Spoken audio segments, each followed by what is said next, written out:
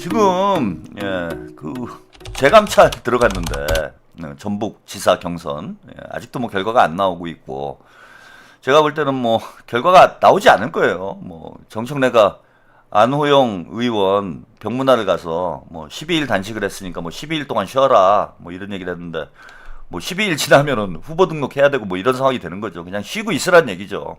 메일일리님, 복만삼님 생일 축하합니다. 함께 해주시는 까미 코다리님들 항상 고맙습니다.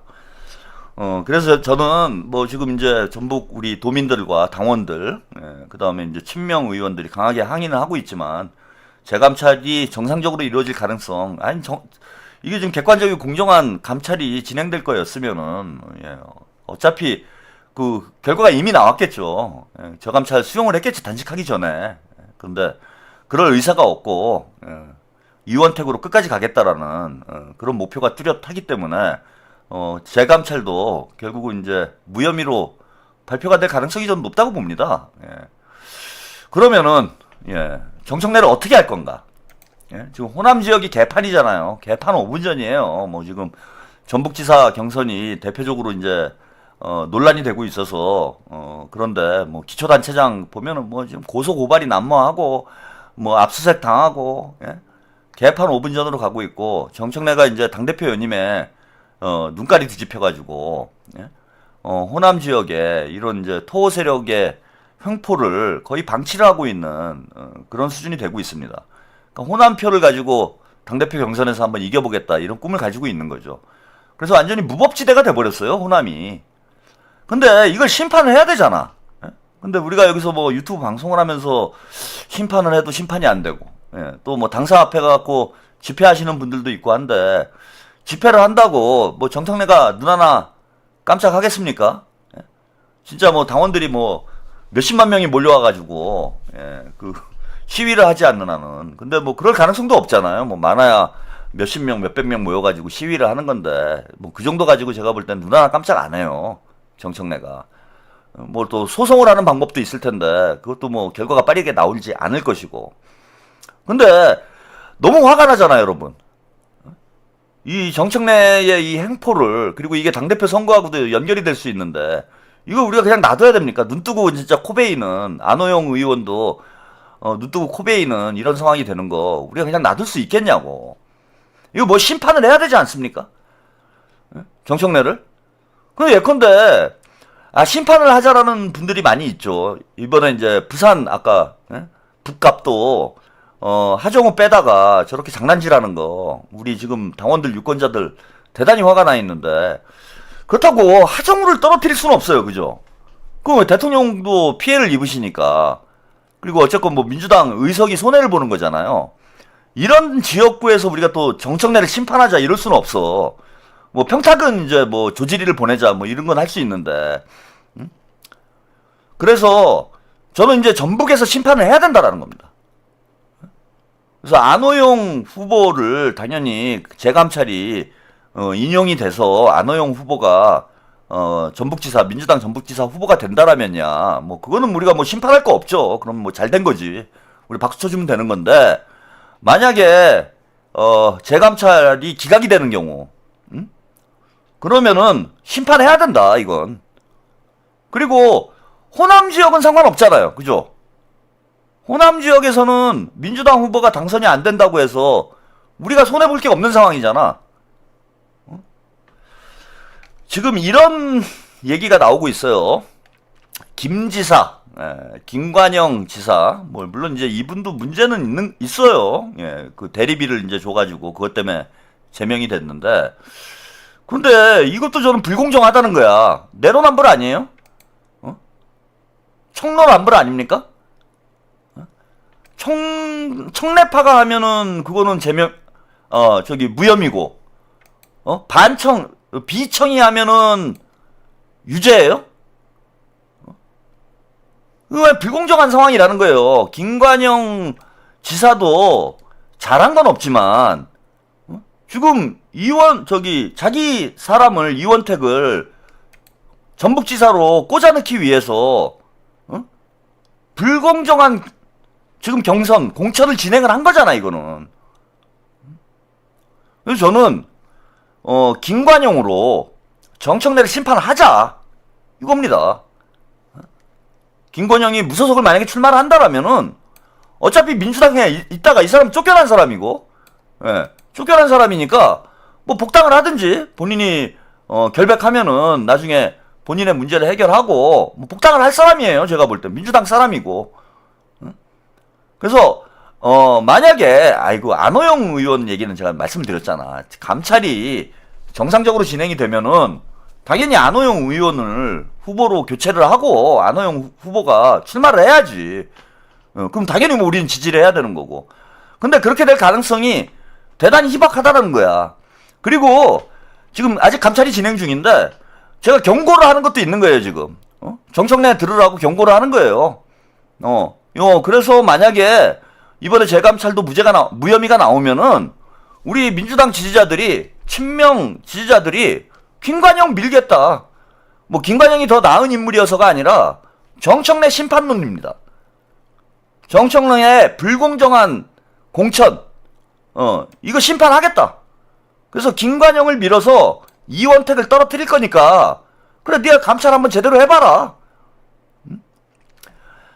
안호영도 나와 소주 응무님이 써주셨는데요. 안호영 의원은 못 나와요. 예, 그리고 의원직도 버려야 되고 경선에 참여하면 그 이인제 법이라는 게 있어가지고 경선에 참여한 후보는 무소속이라 다른 당 후보로 출마를 못합니다. 그래서 김관영 후보 같은 경우는 경선 자체에 참여를 못했기 때문에 김관영 지사가 출마를 할 수 있는 거예요. 그래서 김관영이 너무 잘했다는 아니에요. 근데 정청래를 심판을 해야 된다. 이거 그대로 놔두고 가면 당대표 선거에서 호남에서 또 그럴 거 아니에요. 그래서 김관영을 우리 칼로 쓰자. 예, 정청래 심판하는 칼로 쓰자는 거고. 자, 이게 가능성이 있어요.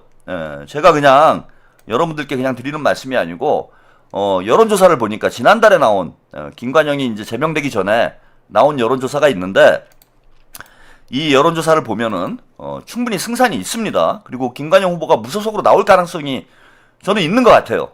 예? 자, 여론조사 영상을 잠깐 보시고 가겠습니다.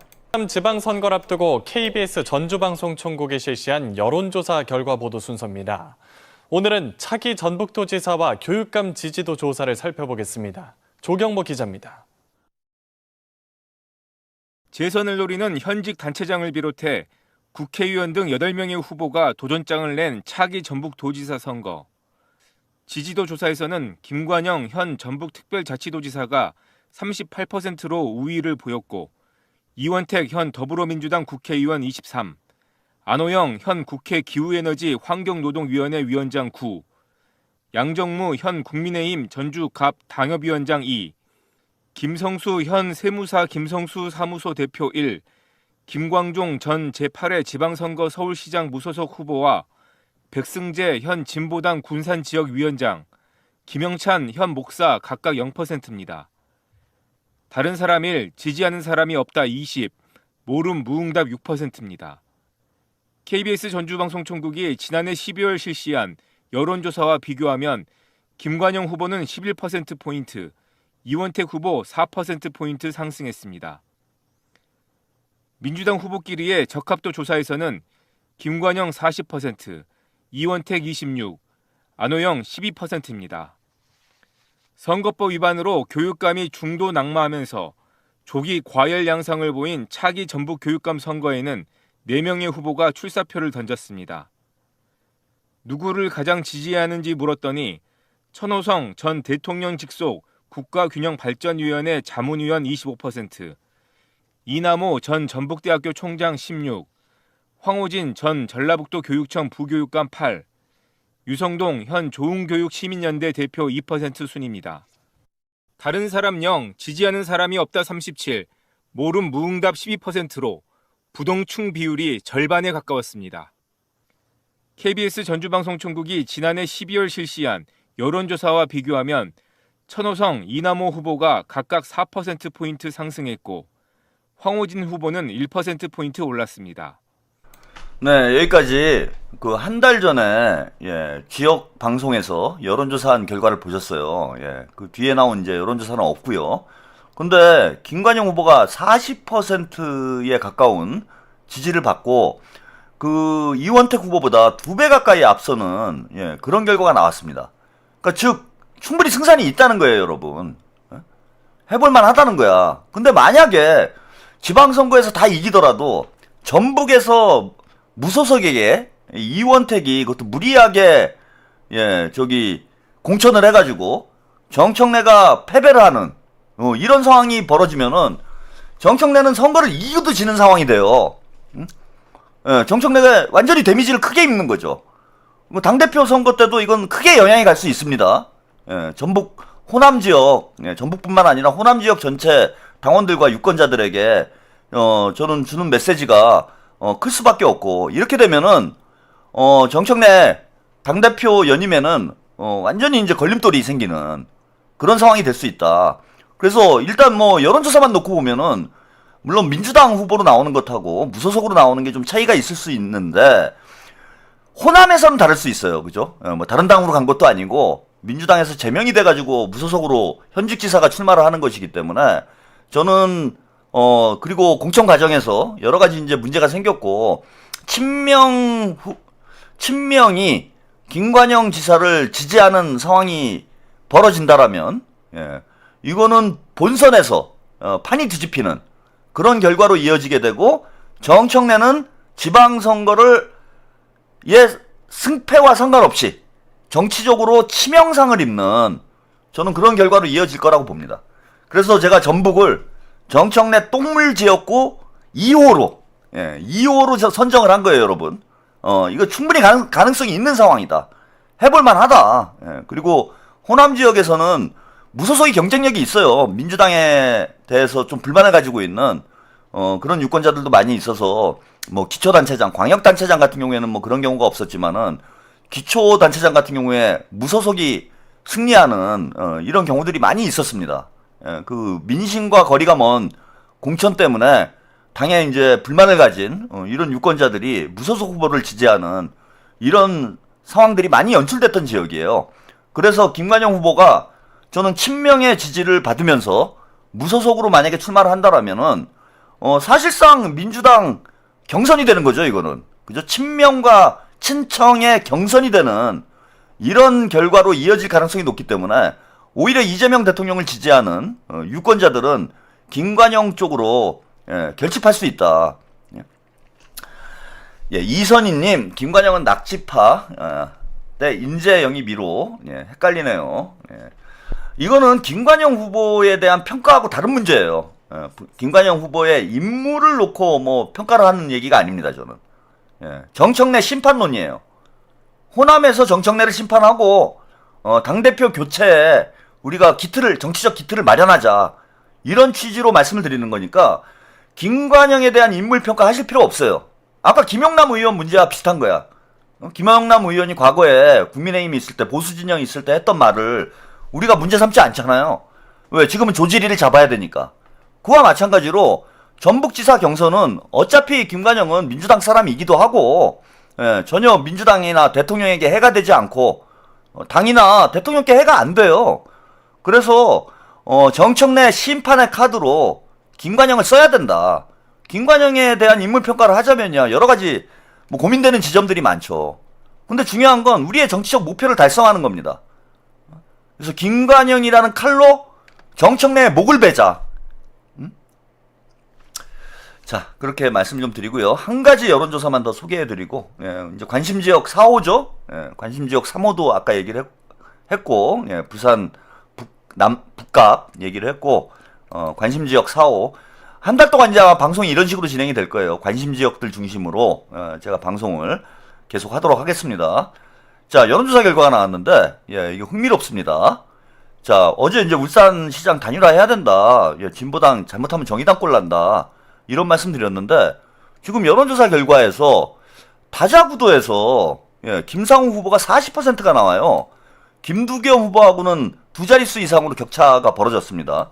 김종훈 후보도 15%가 나오는데, 물론 이제 박명우가 나와서, 여기 이제 조국당 이거 뭐예요? 왜 나왔어요? 이 박명우가 나와가지고 보수 진영이 이제 표가 분열된 이런 양상이 있긴 한데, 어쨌건 박맹우와 김두겸이 단일화를 한다고 해도 김상욱을 이기질 못해요. 그리고 3자 구도 단일화가 됐다라는 전제하에 3자 구도로 여론조사를 했는데 이선희님 역시 까왕 즈은아 채팅 전부 보시다니 망극하옵니다. 만수무강 하옵소서. 다 보는 건 아니에요. 어떻게 눈에 띄인 거지. 자 3자 구도에서도 김상욱 후보가 42% 42%를 기록을 했고요.